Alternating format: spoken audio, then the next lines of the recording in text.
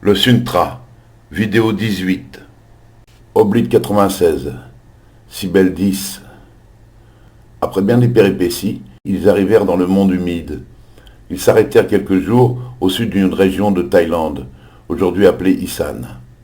Kadon apprécia tout particulièrement cette région et dit solennellement de cet endroit qu'il était l'un des centres du paradis de la Gali, comme toute la région environnante. Puis ils reprirent leur route.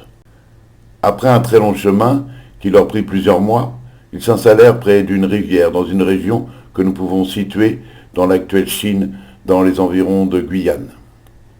Ils virent des choses remarquables. Sur un marché, ils découvrirent des objets étranges, gravés de signes inconnus, notamment sur des os, du bois, des carapaces de tortues et des peaux de bêtes, devant lesquels des hommes et femmes venaient s'agenouiller avec respect et dévotion. Quand Kadon demanda à l'homme qui gardait ces trésors de quoi il s'agissait, il lui fut répondu qu'il s'agissait là d'objets sacrés, car ces signes possédaient la parole. Puis il fit une démonstration en regardant les signes. Il se mit à parler comme s'il comprenait ce qui était inscrit. Kadon et les Damas furent extrêmement impressionnés. Le Laman Sherpa s'exclama « Voici la plus grande invention du monde !» D'autres découvertes suivirent, comme ces feux étranges lors de repas et de fêtes, plus lumineux que d'accoutumée. Un peuple étonnant, dit Kadon, fier, droit, intelligent et doux. Kadon dit que cette région était la plus magique qu'il avait pu rencontrer et déclara qu'elle était une terre sacrée, de la philosophie sans nom, entre parenthèses philosophie kadoniste, et que les chefs de cette terre étaient eux-mêmes sacrés, et que nos successeurs devraient y revenir un jour pour y construire un temple. Après cet enchantement, ils reprirent leur route vers d'autres contrées et marchèrent longtemps. Kadon et les 7 loyaux arrivèrent au pays de Sumer. Beaucoup de gens leur avaient parlé de ce pays et de cette grande civilisation, aussi grande que celle qu'ils venaient de quitter. Sur leur chemin, ils rencontrèrent des gens en fête. On leur apprit qu'on célébrait de concert les débuts de la civilisation sumérienne et les 515 ans du dernier grand déluge qui avait inondé la région. Afin que ce désastre ne se reproduise pas, ces fêtes cumulées se célébraient tous les 10 ans. Ils rencontrèrent un prêtre sumérien qui voulut les amener chez son frère pour les loger et les nourrir quelque temps. Ce frère, du nom de Numar, faisait le commerce d'épices. Kadon et les 7 loyaux acceptèrent et se retrouvèrent dans une ville de plus de 5000 habitants, du nom d'Anduk. La maison de Numar se trouvait au centre de la ville. Ils s'y rendirent et arrivèrent sur une place dont le centre était occupé par l'immense statue d'un étrange taureau. Le Laman Sherpa demanda au prêtre ce que représentait cette sculpture de pierre, et le prêtre répondit à tous qu'il s'agissait là du dieu Marduk. Il leur parla des éléments sacrés, de Anu, dieu du ciel, de Anlin, dieu de l'air, de Enki, dieu de l'eau. Enfin, ils arrivèrent chez Numar et y furent bien accueillis. Une boisson chaude fut offerte à tous. Une fois encore, on leur parla de l'écriture, cette chose extraordinaire qu'ils avaient découverte en Chine et qui semblait avoir déjà conquis une bonne partie du monde, à l'exception du monde froid, entre parenthèses l'Europe. Très vite, il fut décidé de faire écrire en sumérien l'histoire du kadonisme, et n'ayant pas de biens à échanger pour la réalisation d'un tel ouvrage, ils entreprirent de travailler pour Numar. Kadon, quant à lui, irait visiter la ville. Il demanda au Laman Sherpa de bien vouloir l'accompagner. Les Dahamas travaillèrent 2 jours à échanger des étoffes et des épices. Leurs différents langages acquis au cours de leur voyage leur permirent de communiquer relativement facilement avec les Sumériens. Arlin, le prêtre, choisit les meilleures tablettes d'argile façonnées pour l'usage de l'écriture. Kadon commença. Il raconta l'histoire de Siwix, de Eltra, de Donaya, mère de l'humanité. Plus tard, le Laman Sherpa et les 6 autres loyaux racontèrent l'histoire de Kadon, le grand druide des esprits. Ils restèrent chez Numar 80 jours, à travailler avec Arlin le prêtre, à cette traduction. Le Laman Sherpa apprit à lire le langage sumérien. Au bout des 80 jours, le travail achevé, ils entreprirent de repartir. Quand on demanda à Kadon s'il retournait chez lui, il fut bien étonné de cette question et dit qu'il se sentait chez lui partout où il allait, car sa famille était les êtres, et son pays le paradis de l'Aliali en entier. Après qu'ils se furent tous salués, Cadon et les 7 loyaux reprirent leur chemin, chargés de nourriture et de centaines de tablettes d'argile rangées dans une charrette tirée par un bœuf que leur avait offert le prêtre Arlin. Durant des mois, sur leur route, le Laman Sherpa lut à tous l'histoire de Cadon, le grand druide des esprits, et de Donaya, mère de l'humanité, de Eltra, mère de notre univers, et de Siwix, père de tous les univers. Il utilisa même la pratique du Baya, du Diakam, du Bayana et du Konjai, pour bien se faire comprendre de tous ceux qui voulaient écouter cette histoire. Beaucoup furent émerveillés par cette connaissance de l'écriture et de la lecture. Pendant 2 mois, à chaque halte, Cadon, avec l'aide du Laman Sherpa, retranscrit le texte sacré dans une écriture qu'il inventa. Bien lui en prit. Un jour, Cadon dit aux 7 loyaux que dans un temps futur, assez rapproché, leur héritage serait perdu et que leur philosophie de vie ne serait plus pratiquée et qu'elle disparaîtrait pendant un long moment. Alors tous furent désespérés, mais il les rassura très vite en leur disant qu'un homme dans un futur éloigné retrouverait l'héritage perdu, car lui, Cadon, le grand druide des esprits, attendrait en personne cet homme dans l'univers majestueux de la grande prairie de lumière, pour qu'enfin l'histoire du cadoniste soit écrite de façon définitive. Il dit à tous que cet homme qui viendrait s'appellerait Dharmatana, le révélateur, et qu'il serait la 3e et dernière grande vue du cadonisme. Il affirma que cet homme graverait l'héritage sur un support encore inexistant, et que leur histoire serait enfin dévoilée. Cadon dit que dans ce temps futur, Dharmatana, le révélateur, rencontrerait le premier Laman Sherpa du 5e millénaire, qui serait son premier et dernier descendant à devenir Laman Sherpa, et qu'il prendrait le nom de Akriapna, que ce dernier trouverait les 5 Sherpas, un par continent, et que ces Sherpas trouveraient à leur tour les grands Kamanes de leur propre pays, car, dit-il, il y aurait autant de grands Kamanes qu'il y aurait de pays, autant de Kamanes qu'il y aurait de régions, autant de Dhamma qu'il y aurait de bonne volonté. Oblique 96, Cybèle 11. Ils remontèrent dans le nord de l'Europe. Un après-midi, alors qu'il faisait bon pour la saison, ils arrivèrent dans une clairière. À la lisière de celle-ci, un homme se lamentait, assis sur un arbre mort. Cadon, le grand druide des esprits, et les 7 Dhammas s'approchèrent. « Pourquoi pleures-tu, brave homme » demanda Cadon. L'homme expliqua que s'il était si désespéré, c'était à cause de son fils unique, qui était un bon à rien et une mauvaise personne. Il avait pourtant fait de son mieux avec sa pauvre femme pour élever cet enfant dans l'amour de sa famille et de la nature. Mais ce dernier ne pensait qu'à faire le mal, à profiter d'autrui, à dépouiller les braves gens de leurs biens, et cela le plongeait, lui, son père, dans une grande honte et un grand désespoir. « Qu'a-t-il fait exactement pour que cela vous mette dans un état pareil » demanda le Laman Sherpa. « Il est violent avec tous, sans aucune morale, et malgré son jeune âge, je le crois perdu, et bon pour l'enfer du grand bouc aux griffes acérées, » dit l'homme en baissant la tête. « S'il est vraiment perdu, alors son agonie sera encore bien plus terrible, » dit Cadon, « car on devient ce que l'on est.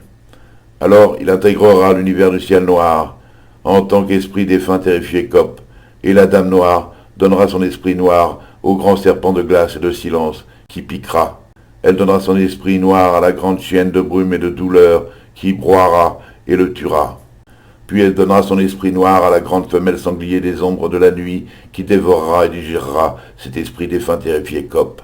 Enfin, elle l'expulsera en excréments puants dans la grille des exclus. Alors Cadon, qui craignait le pire pour cet enfant, demanda où il pouvait le trouver, afin d'avoir avec lui un petit entretien. L'homme dit « Ne vous donnez pas autant de peine, étranger.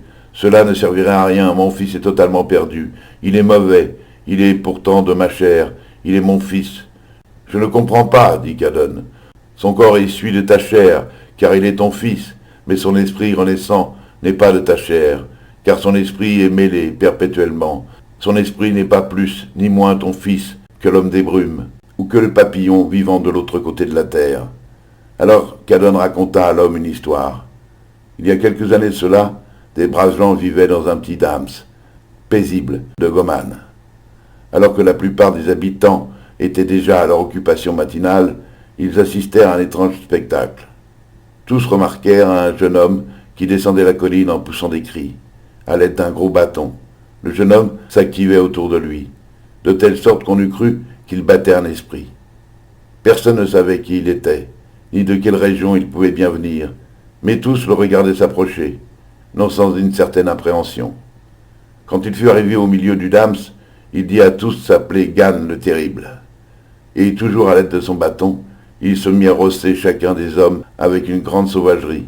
Puis, cette besogne accomplie, il alla piller chaque maison en les détruisant aux trois quarts.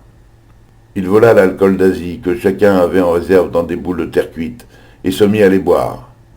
Tous respirèrent à nouveau quand, ivre-mort, la rage du jeune homme semblait s'être apaisée. Puis, après avoir récupéré, sa nature violente ressurgit, mais cette fois de façon décuplée. Et il abusa de toutes les femmes et jeunes filles aux alentours. Aucune d'entre elles ne put résister à la violence de ses étreintes, tant sa force et sa méchanceté étaient grandes. Tous les hommes qui avaient été blessés n'y purent rien et ne firent rien. Ils assistèrent, effondrés, au spectacle affligeant qui se déroulait devant eux. Cela dura plusieurs semaines. Chaque matin, le jeune homme recommençait ses exactions, et ne pouvant rien y faire, chacun souffrait des événements en silence. Un jour, un petit garçon dont la sœur avait subi les outrages du jeune homme sortit discrètement du village. Il rejoignit la grotte où, de temps à autre, disait-on, vivait un esprit défunt tourmenté, à la recherche de quelqu'un à protéger. Le petit garçon appela l'esprit, mais ne le trouva pas, et en fut bien désespéré. Enfin, alors qu'il était sur le point de rebrousser chemin, l'esprit défunt tourmenté se fit entendre et lui demanda, vu son âge, ce qu'il voulait, et ce qu'un esprit défunt tourmenté devenu esprit guerrier pouvait bien faire pour lui. Après avoir raconté toute l'histoire, l'esprit accepta de l'accompagner, et pour être visible de tous, il se métamorphosa en vieil homme. Enfin, ils arrivèrent au milieu du Dams, et tombèrent tous deux nez à nez avec le jeune homme. Celui-ci menaça de les battre s'ils ne rebroussaient pas chemin sur le champ. L'esprit déguisé brandit alors son bâton de marche et ordonna au jeune homme d'assimiler sur l'instant la lumière cadoniste. Aussitôt, un éclair bleuté sortit du bâton et vint enrober le jeune homme quelques secondes. La rigidité de son visage disparut quasi aussitôt. Après quelques instants, le vieil homme et l'enfant constatèrent que le jeune homme semblait se réveiller d'un cauchemar. Il regardait autour de lui d'un air étonné, surpris de la situation, attentif à ce qui l'entourait, et cherchait à comprendre ce qu'il faisait ici. Puis, prenant conscience de ce qu'il avait fait, il s'assit sur le sol effrayé et ahuri de tout ce qui s'était passé. Il resta là un bon moment, prostré devant l'horreur de ses actes. Pendant que le jeune homme méditait à la situation et à la suite à donner à son existence, le vieil homme rassembla tous les habitants du Dams. « Vous ne devez plus craindre ce jeune homme désormais, dit-il, car celui-ci a assimilé la lumière cadoniste qui est la parole prouvée des esprits. » Enfin, avant de repartir, il dit aux personnes regroupées autour de lui qu'il les laissait maîtres de choisir le châtiment qu'il réservait au jeune homme. Les habitants qui avaient décidé de se venger du monstre qui les avait fait tant souffrir furent bien surpris quand ils se retrouvèrent devant lui. Effectivement, tous le trouvèrent changé. Tous restèrent sans voix et dépités, tant il était évident qu'ils n'avaient plus affaire à la même personne. Après un moment de déstabilisation générale, et ne sachant que faire, tous rentrèrent chez eux, sans rien dire, et laissèrent le jeune homme seul méditer sur ce qu'il avait fait. Le soir venu, après avoir constaté que le jeune homme n'avait toujours pas bougé, les habitants allèrent tous se coucher. Ils dormirent à point fermé, tant le long cauchemar que tous avaient vécu les avait fatigués. Le lendemain matin, les habitants constatèrent, non sans surprise, que les maisons avaient été reconstruites en totalité. Le jeune homme finissait la dernière, et quand il eut fini, conscient de ses fautes et lucide sur les décisions à prendre, il demanda aux habitants de rester au village et de se mettre au service de la communauté, afin d'aider, dit-il, chacun d'entre eux dans leurs tâches quotidiennes, non par culpabilité ou pour se faire pardonner, car rien de ce qu'il avait fait n'était pardonnable, mais simplement parce qu'il n'était plus le même homme.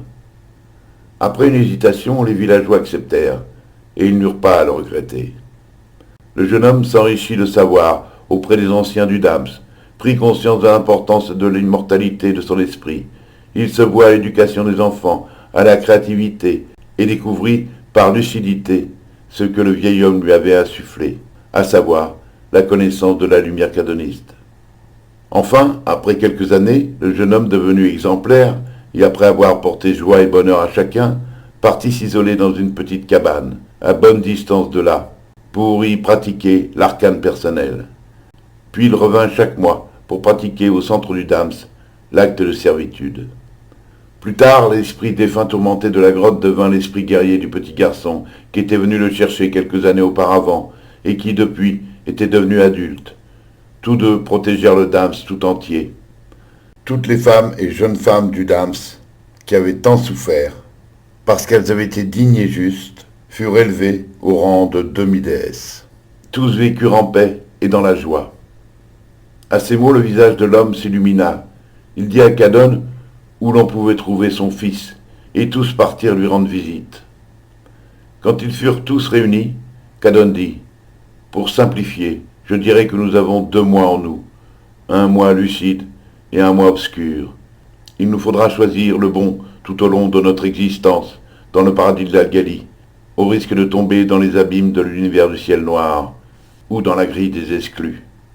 Même si nous ne croyons en rien, soyons assez lucides pour croire qu'une bonne action sera toujours bien plus bénéfique qu'une mauvaise. » Puis Cadon prit le jeune homme à part et pratiqua sur lui la vision transposée, qui consiste à amener un individu à voir avec la vue d'un autre.